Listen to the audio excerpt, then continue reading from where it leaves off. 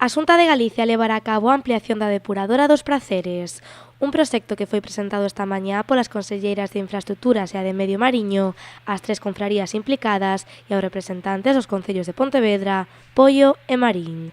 A Administración Autonómica inverterá 16 millóns de euros para mellorar a actual depuradora e destinará outros 12 millóns na construción do novo emisario submarino, o cal terá 3 km de largo.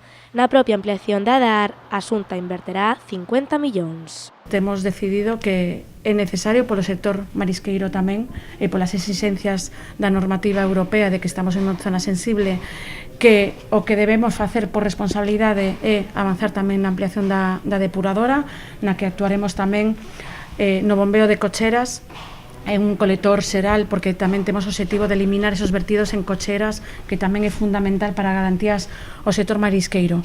A pesares da oposición que sempre mostrou o Concello de Pontevedra a ampliación da depuradora, a Administración Autonómica segue defendendo que é unha actuación necesaria que cumpre coas exixencias marcadas pola Unión Europea.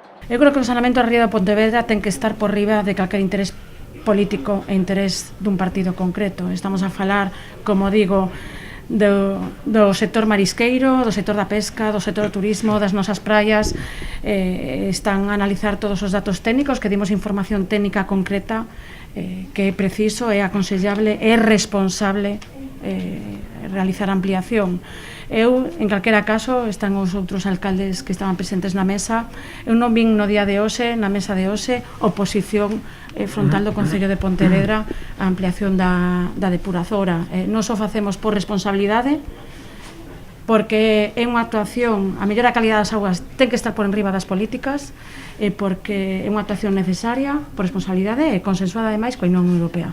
En malia que a conselleira de Infraestructuras asegurou que o Concello de Pontevedra non mostrou oposición a este proxecto, a edil responsable do ciclo da auga lamentaba o remate desta reunión que o encontro non fose máis cunha rolda de prensa electoral da Xunta de Galicia.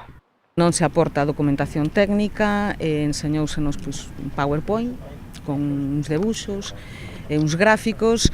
Responsabilízase novamente o Concello de Pontevedra, que ten feito un investimento millonario en saneamento e que ten as súas aguas pluviales e fecales separadas desta situación.